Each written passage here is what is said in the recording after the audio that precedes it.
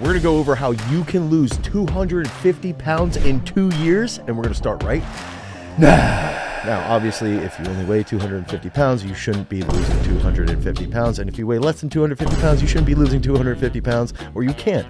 So what I want to focus on is how we can deal with nutrition, especially how we're working towards losing weight in a healthy manner over a long period of time, and what world-class athletes struggle with, and what even normal people struggle with on a regular basis. And I want to bring up, essentially, in my opinion, what is a social experiment that has really hit the social media world, and that's the weight loss of Nikocado Avocado. So Nikocado, and I'll refer to him as Nick from now on, lost 250 pounds sort of behind the scenes over the span of about 2.5 years. Okay, so he posted a video which he has now since retitled. I think it's like 2 Steps Ahead Part 1, and then posted that on his 3rd channel on YouTube. And then 2.5 years later, he lost all this weight, and he released in a video wearing a panda hat, comes out in sort of this villain-esque type release. He had lost 250 pounds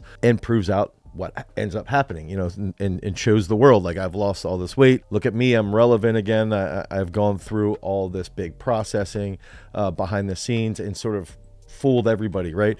And I think that a lot of the things that come into play is, 1, what did he do? How did he do that? 2, how can we learn from this experience? And then 3, what do elite athletes deal with? And then also, what can normal people do and learn from his own personal experience? And I think right off the bat, through the research that I was looking at, is that Nick was someone who was leaner, and he got into the vegan YouTube space. He was a self-proclaimed vegan YouTuber. And it seems as though for a time frame, he went into like the toxic vegan community. And I think that that's sort of like, I sort of equate, communities are amazing, right? They're extraordinarily powerful. We have our own community for Garage Strength and Discord and a Reddit, and they're so fun. They're so cool. One of the downfalls can be when something becomes sort of hate-filled or super negative. People have a tendency then to use this community and attack other individuals who might not be in alignment with their ideology. I'm even thinking about when I grew up, straight edge was pretty popular. Like, you don't drink or you do anything like that. You go to parties and you don't drink or anything, but you do mosh pits. And like, that was a hardline community, still is to a point. And you see CrossFit, another sort of powerful community, dwindling a little bit here and there, but like can be negative, can be very positive.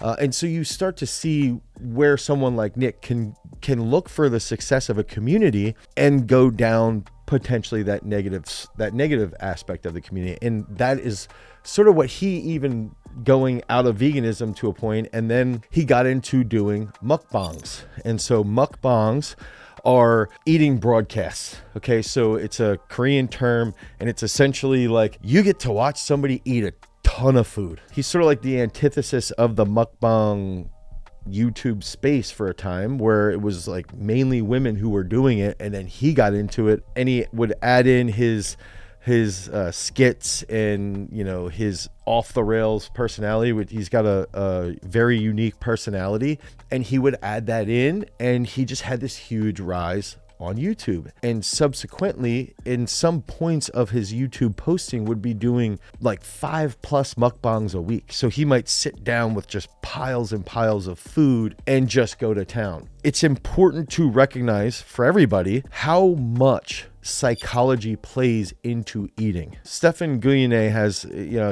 he has this whole take that basically it's a food reward system, like what you're eating and the reward. And it's the reason why salty foods are hard to undereat. If you have salty foods, you overeat them. If you have fatty foods, you overeat them. If you have super carb dense foods, you overeat them. If you have high sugar foods, you overeat them. When you have the psychology of food in there, and then you start to think about also the physicality of it, of how many calories do you consume in a day versus how many calories are you actually expending in a day, they can become problem areas. And that's one thing I want to bring up with Nick, is that he got into mukbangs. He starts doing this and he starts eating a lot, right? And he's just crushing food. At the same time, he has this reward of big financial gains. Okay, he becomes famous, he becomes super popular, he gets to the point where he gets over 300 pounds and he gets over 330, and there's one video where it was like the first time he weighed like 270, and then later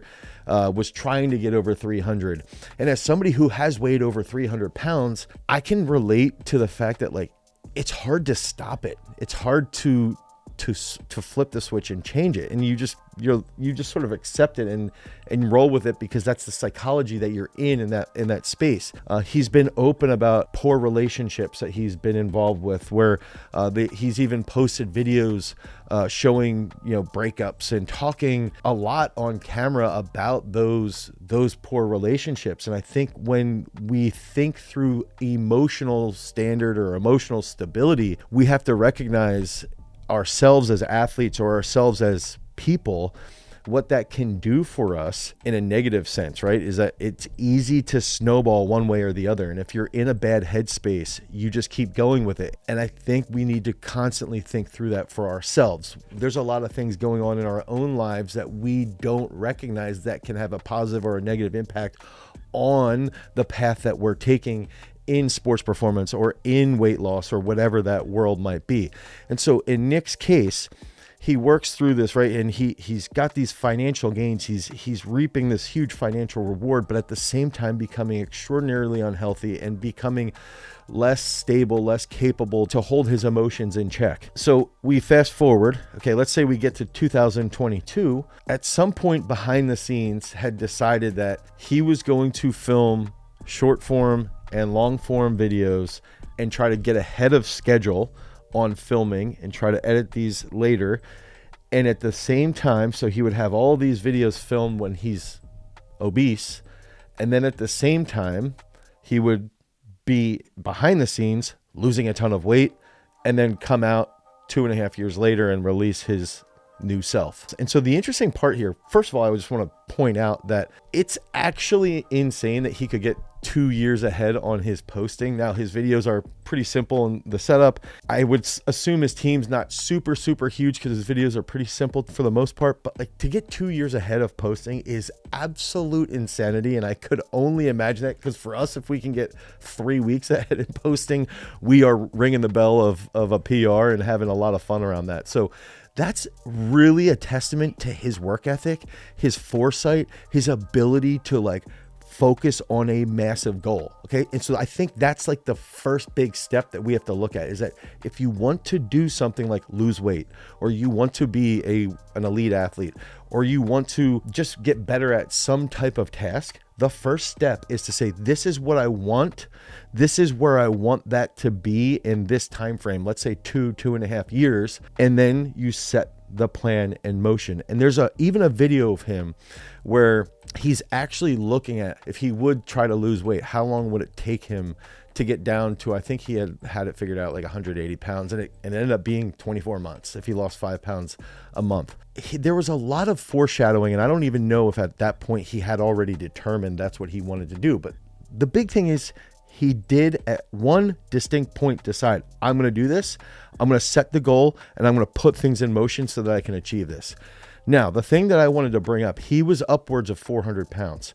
And I have a couple papers here that I wanted to bring up around weight loss in super obese people, because he ends up losing like 60% of his body weight, maybe even more. It might have even been more, but it's around 60+%. Real quick, guys, one thing I want to bring up, if you're watching this video, it's right around New Year's when this is coming out. If you guys need help with your training, our app, Peak Strength, is our strength training app. We have streaks inside of there that you can be held accountable to get back into the app. Make sure that you're going to the gym, you're getting that work done. And we have support groups that you can go to in Discord or even in our Reddit. And you can even contribute to our social media. You can send us some of your generated content of you guys lifting weights, of you guys hitting those monster PRs. So if it's something that you want, that you think that you need right now, we've got exactly what that is. It's Peak Strength. Head over to peakstrength.app, the Google Play Store or the Apple iOS Store. Now, before we would jump to conclusions on how did he do it, I want to see if that jives, if that amount of body mass loss is sort of what we see in research. And we can see in this paper here, there's a significant difference in the rate of weight loss with people. Okay, so some groups you might see lose it very fast, some people don't, and this is after laparoscopic surgery. Okay, so they put a sleeve around your belly and you can lose a lot of weight. So you got 82% were female, 52% were male. Okay, 3 out of 23 obese patients achieved more than 60%. So only 3 out of 23. Okay, and then 13 out of 34 patients, just obese group, achieved more than 60% excess body weight loss. Okay, so super obese people actually have a lower rate of 60% body weight loss. So that's excess body weight loss. I think that's something to keep in mind. Okay, it's harder when you are super obese to lose as much as someone else, mainly because of the anguish, the mental capacity, those things that come into play that we sort of ignore. I wanted to show that. And then this here, we can look at, okay, 6 studies encompassing 332 patients, and they were looking at GLP-1s, they're looking at bariatric surgery, and this is in adults, and it's essentially a meta-analysis. Now, they're not looking at super obese people here, but the GLP-1s demonstrated 15 to 20% weight loss in adults. So if he's weighing 400 pounds, we're looking at about 80 to 100 plus pounds as normal, as a very normal achievement on a GLP-1. I think that's reasonable. And then we're looking down here, mean difference in weight between all bariatric types and GLP-1 was 22 kilograms. So it's essentially standard in a GLP-1 if you have an obese individual, so an obese person, it's fairly likely that they would lose at least 100 pounds if they can do this over a long period of time. Now, where I want to go is from this now is that Nick decides that he wants to do this. In my opinion here, he's likely during that time, 2022, this is when GLP-1s start to pop off. Mounjaro, Wegovy, you're looking at Ozempic. Those are like the brands. Okay, those are the brands. Semaglutides, tirzepatides. The main function here, these have been around for a while. They've been created to treat type 2 diabetes, but the main functionality is that they drastically decrease cravings. Okay, and so when people say like it's not as easy as calories in versus calories out, like the GLP-1s basically show you it's as easy as calories in, calories out, because if you are eating less calories than you burn every single day, you will lose weight, and that's what the GLP-1s have shown. Now, a lot of people are going to say, well, what about bone loss? Oh, well, what about muscle loss? Those things happen if individuals are not resistance-based training, if they're not eating enough protein, if they're not consuming enough nutrition to sustain their body, and if they're not doing things under mechanical tension, you will lose bone mass. You will lose muscle mass. But we also have to remember, if you're 400 freaking pounds, guess what? It's way better to lose weight. I've actually had obese people tell me they would not use a GLP-1 because they'd be concerned about muscle mass and not think about the fact that they have been overweight for a very long period of time. And they're getting hit by like hit pieces from media when it's like, dude, these drugs are insanely effective and they're really, really impactful in a positive way, super positive way. Now, you have people in the bodybuilding community who go on GLP-1s and then they're taking a ton of tests or a ton of anabolics, and then they're going and lifting, and it's easier for them to cut weight during phases because they have a decrease in their overall appetite. I'm not saying that everybody should be doing that. What I'm saying is we just have to be aware that if you're super obese, they are much more effective than a bariatric surgery, than liposuction, than anything along those lines. So moving forward now to where Nick is. In my opinion, okay, in my belief, I would assume, because of the timeline and because of where he was and how he planned things out and things along those lines, I would assume that he figured out he could take something like Ozempic, Wegovy, Mounjaro. He could get a prescription very easily for, which he should be able to get that prescription. And he was able to establish, this is my routine now. And the big factor here is that it helps totally switch your mental ability. It helps you maintain and drastically decrease that trigger that you have to continuously overeat. And over a 2 to 2.5 year timeline, losing 5+ pounds a week, 5+ pounds a week, and getting down 250+ pounds, it's not easy. But when you have a GLP-1, it makes it much easier to sustain yourself and to also establish a consistent schedule. And I want to share a quick story here. One of my close friends actually went on Mounjaro he was on it for like 2 years and ends up losing like 70 pounds. He was about to get knee surgery. He couldn't work out at all. He loses 70 plus pounds. He's down under 200 pounds. He doesn't have to get knee surgery. He can start to work out again, and he can start to make better choices. He slowly weans off of the drug, and then now he's over a year and a half out from being on the drug, and he's only gained 5 pounds over a year and a half. So there's a lot of positive stories that I think a lot of people are trying to ignore because of jealousy, because of negative things, because of things of maybe to a point some medical issues, but they're really freaking safe when you look at it compared to bariatric surgery. Now, going back to Nick, what I think ends up happening is that behind the scenes, and I think this is honestly the big lesson behind his video and his release and his task, is that people up until like the day before he posted were making fun of him for being fat, telling him he's irrelevant, telling him he's an idiot, telling him he's stupid, just totally attacking him, people who don't know him, people who are in the internet space, right? And then the next day he releases this, he's wearing his panda hat, and he proves to everybody that he lost all this weight. The most interesting part here is that we don't know what's going on behind the scenes with anybody.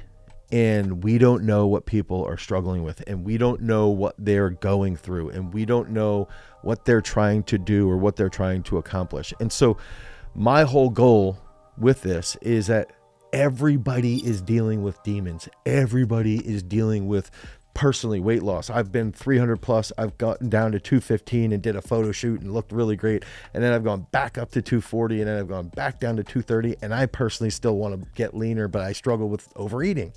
And so when we recognize that everybody's dealing with this, it's important to be as supportive as possible and to just continuously go back to set a goal, come up with some type of purpose to achieve that, come up with some type of process to achieve that goal, work towards that goal, and look for resources, look for support, look for a positive community to help you achieve that along the way. And that's the one cool part with Nikocado's experience, is that he had people who did know what was going on the back end. It wasn't just him. There was other people who had an idea what was happening, and they kept quiet. They helped him achieve his goal. They helped him accomplish those things.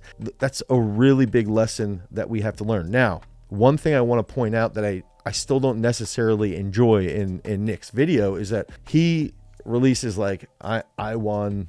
He didn't totally come out and say like I won and I'm always two. Yeah, he does say I'm always 2 steps ahead, but he releases like, I've won this one, blah blah blah. And I think the one issue I have with that is like, I am a person who's extraordinarily competitive, and I do want to prove people wrong quite a bit, but I think that there's lessons around motivation. And I think when someone is a little more immature, so think about a kid, when we have athletes come in that are 6th, 7th, 8th, even in high school, it's easy to motivate an athlete with less mature aspects of like, I want to prove somebody wrong, or I want to beat this specific person, or this makes me angry, so I'm going to use that to fuel my rage. And I don't necessarily think that that's healthy long term. I think there needs to be a switch in someone's athletic career, and I think there needs to be a switch in someone's life where you get to the point where you don't necessarily want to just prove other people wrong and just win for the sense of beating them. It becomes much more sustainable, and I think much more of a factor when you can do something and accomplish it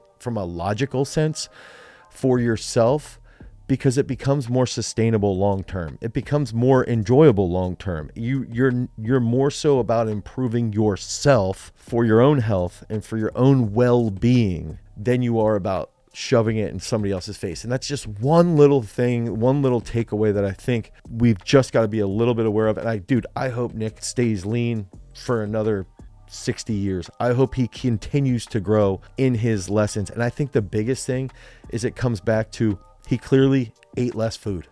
He clearly took care of himself internally. He got himself in a more stable situation. I believe he even moved So that had a positive impact on his ability to lose weight.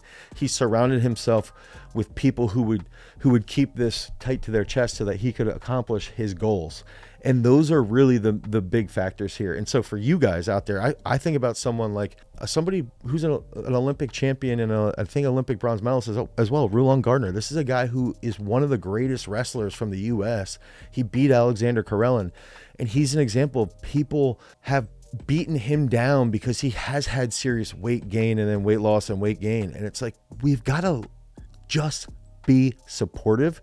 And if you know somebody or you have this goal, be in the right community and just continuously try to chip away at it, and recognize that if you lose a pound every month, that's good. If you lose 2 pounds a month, that's great. And you just keep working towards that long-term goal of weight loss, or goal of getting stronger, or goal of just continuously trying to be a better version of yourself. So I want to take that lesson from Nikocado, and I hope you guys can take this, move forward. I hope you enjoy his story. Check out his videos, because remember, if you guys want to become a champion, you've always got to cultivate your power.